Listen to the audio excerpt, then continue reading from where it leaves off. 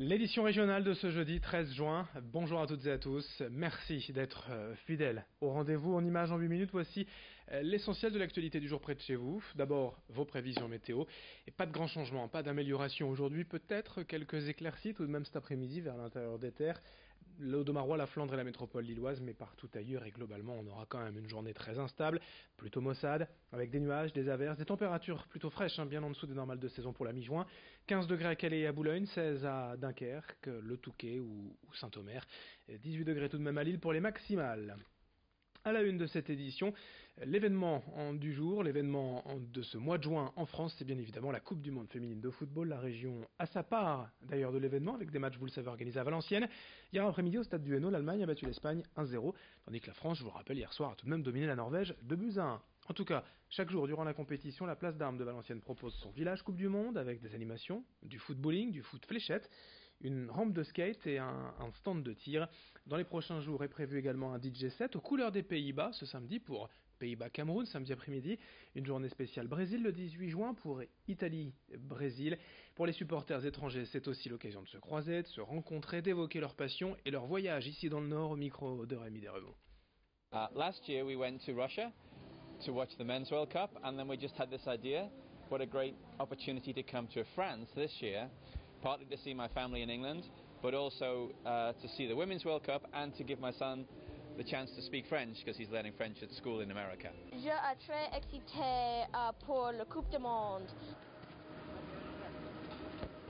Nous, au Maroc, on vient de commencer le football féminin, on n'est pas encore au top niveau.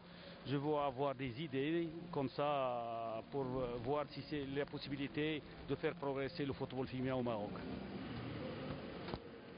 Ça pouvait être sympa pour divertir le monde, initier les gens au foot, c'est marrant.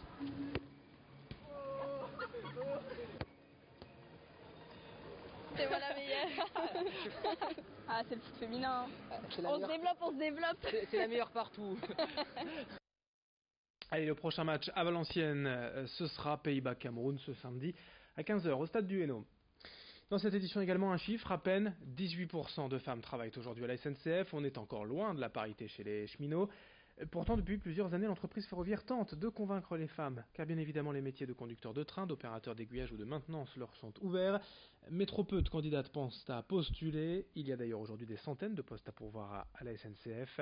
Hier, un train 100% féminin était en gare de Lille-Flandre et fait actuellement le tour de France avec des animations, des conférences, des ateliers de développement personnel et un peu d'histoire.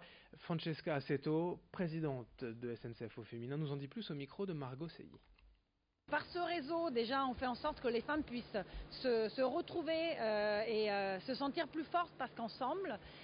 Ensuite, voilà, on s'assure que partout où on est, les femmes puissent avoir des tenues adaptées à leur physique, à leur morphologie, qu'il y ait autant de vestiaires et de toilettes que pour les femmes comme pour les hommes.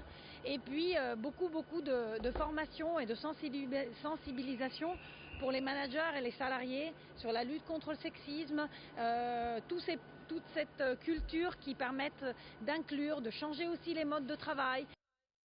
De nouvelles formes de résidences pour seniors se développent aujourd'hui de plus en plus dans la région. Des logements hybrides, offrant à la fois un accompagnement, un suivi au quotidien, mais également une réelle autonomie aux résidents. Exemple ici à Croix, au domaine des Diamants Blancs. Hier soir avait lieu la visite d'une maison témoin avant l'ouverture de la résidence en 2020. L'ensemble proposera 28 maisons, 59 appartements, toutes et tous pleinement équipés pour laisser chaque résident autonome, chacun chez soi. Mais la nouveauté, c'est quand même l'offre de services et d'infrastructures en interne, un restaurant, une piscine et une salle de sport avec un coach. 10 emplois devraient ainsi être créés. Et pour accompagner les résidents, explication au micro de Rémi Desremaux. Seniors autonomes, voilà, c'est cette frange de personnes qui se retrouvent vers 80-85 ans, encore quand même en bonne autonomie ou en pleine autonomie, et qui cherchent à quitter un logement qui est parfois trop grand, parfois inadapté, mais qui ne souhaitent pas aller dans des établissements soit médicalisés, ou en tout cas certains qu'on a pu qualifier de mouroirs par le passé.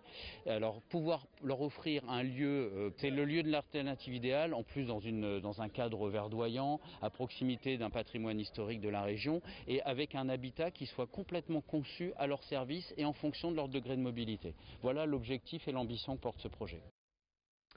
Un bel événement solidaire également à Lille au Palais Rameau ce week-end, dès demain jusqu'à dimanche, la 5e édition du Salon solidaire d'art contemporain avec 130 artistes, plus ou moins connus, quelques locaux émergents, des artistes nationaux confirmés, de 20 à 25 000 euros. Voilà pour le prix des œuvres, il y en aura pour tous les goûts, pour toutes les bourses, et systématiquement, une partie des recettes et des bénéfices sera reversée au Secours populaire qui pourra ainsi emmener près de 10 000 personnes au parc Astérix fin août pour 2 belles journées de solidarité. C'est ce week-end au Palais Rameau à Lille. Solidart, explication au micro de Margot Sey. Cette année 2019, c'est le 30e anniversaire des droits de l'enfant. Et c'est le 30e anniversaire des droits de l'enfant. Forcément, toute l'année, le Secours populaire se mobilise pour faire des choses avec des activités avec les enfants et leur demander. Et donc, il y aura un stand spécial sur la découverte de l'art, comment on fait quand on est enfant pour découvrir, pour regarder, pour chercher qu'est-ce qui se cache derrière. Voilà. Alors on veut faire quelque chose de fort autour de ce 30e anniversaire pour qu'il y ait un plus dans l'accès à la culture pour tous, mais aussi et surtout pour les enfants, parce que c'est un départ dans la vie souvent. Et puis pour finir, la belle histoire de 3 amis nordistes en pleine préparation pour un trip au Maroc, le Trek Rose Trip, un événement 100% féminin, éco-responsable et solidaire début novembre. Ces 3 amies se sont inscrites pour plusieurs jours de randonnée, de courses d'orientation dans le désert marocain. L'histoire débute en mai 2017, alors qu'Alice est enceinte de 4 mois, elle apprend qu'elle est atteinte d'un cancer du sein. Ses 2 amies Céline et Fanny l'ont toujours soutenue. Et elles ont gardé bien évidemment des liens très forts de cette histoire. Elles ont souhaité renforcer l'aspect solidaire de cette course en récoltant des fonds pour des associations pour ce voyage. Explication au micro d'Idil Gunay. Psychologiquement, on essaye d'anticiper un peu les choses.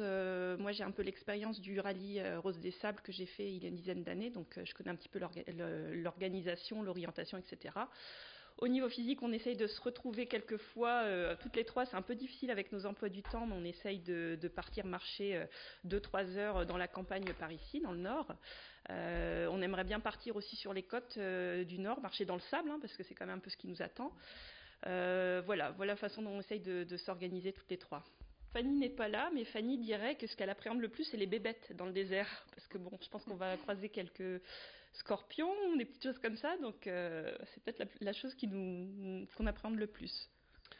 Départ prévu fin octobre pour ce trek Rose Trip, on en reparlera d'ici là. Merci de votre fidélité. Dans un instant, l'info continue avec vos prévisions météo.